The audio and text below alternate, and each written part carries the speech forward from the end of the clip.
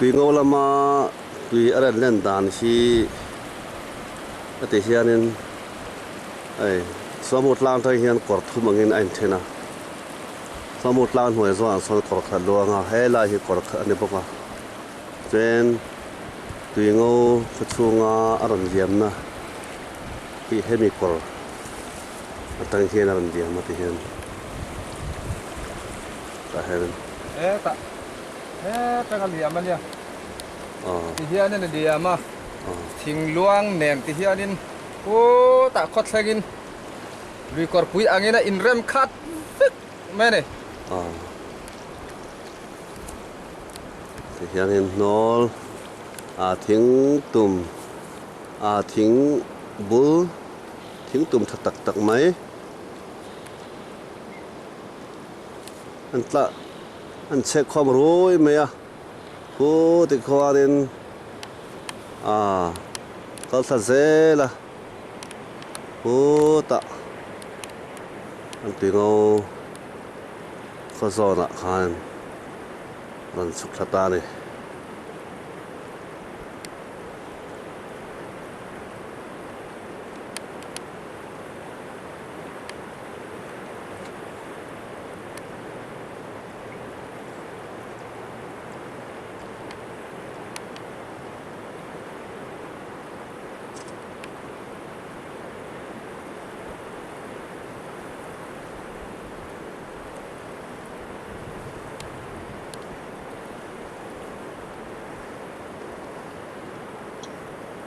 chú muốn thua mà intent để finish call mà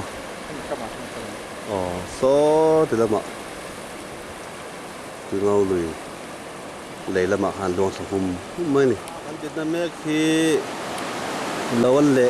lệ nó mưa này thì hiện nên từ lâu rồi hiện nó ăn lật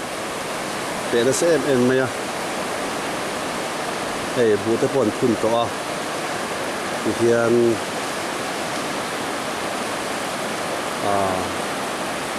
tuần thì tùy cảm em vào nhưng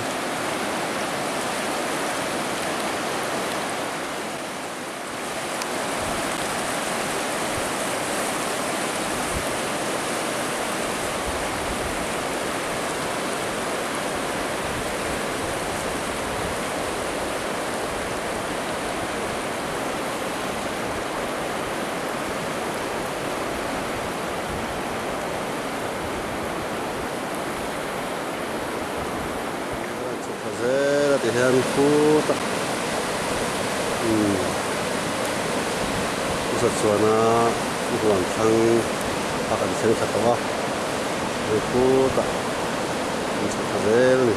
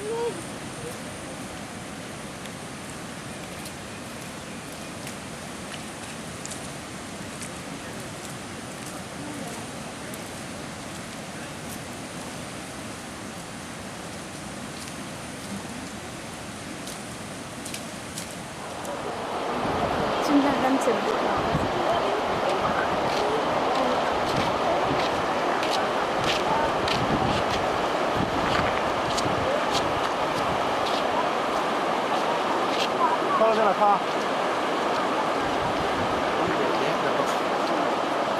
走的可能。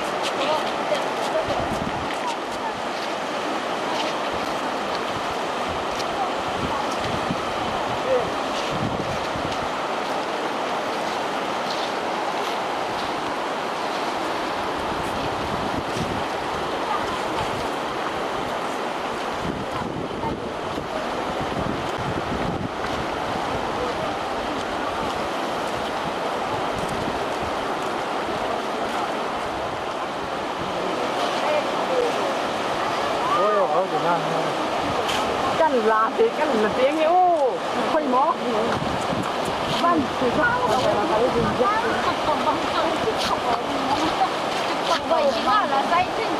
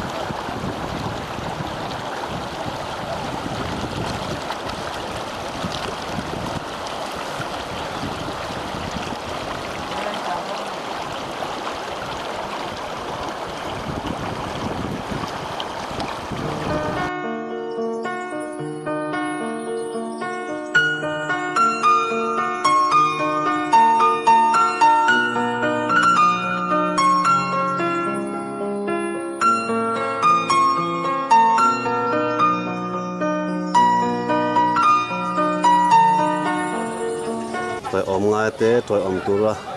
kalau khom tên này á có chú là lệ upa tên này hay hi phụ men của ya in si wa ta wang kha lal ya này hi phụ men của ya 你们个想法去看，你现在才看，我们来多了，今年上皮肤死了哇，太那吃太多了，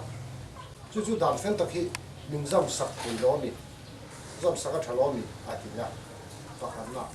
发很啦。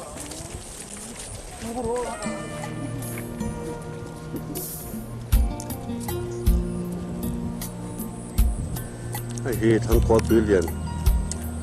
sân him đồ ra tuổi ngô lại rồi tên chụp lá này chìm cú tọa mấy thằng con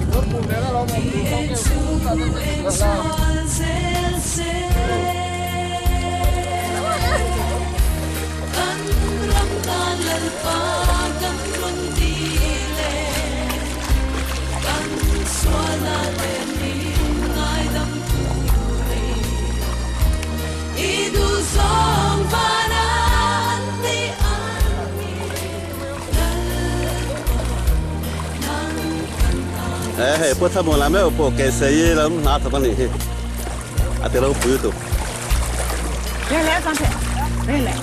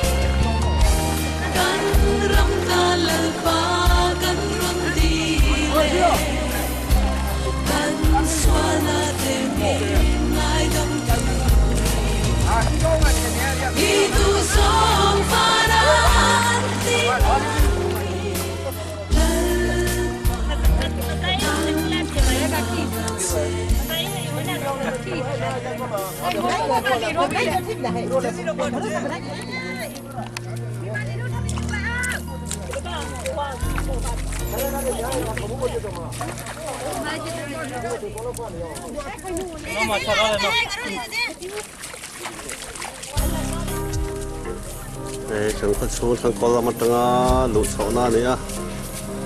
nhà này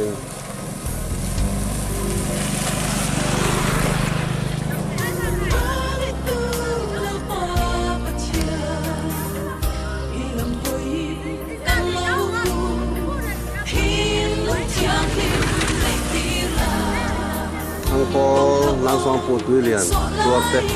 liền school muna. Angin cek format yanin sekolah dan ini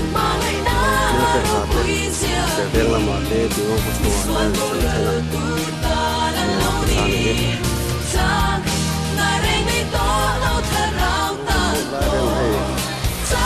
jangan apa tidak ini pilihan lawar dan siapa yang lalu cem dola orang dan lalu bos sekat ihan sekolah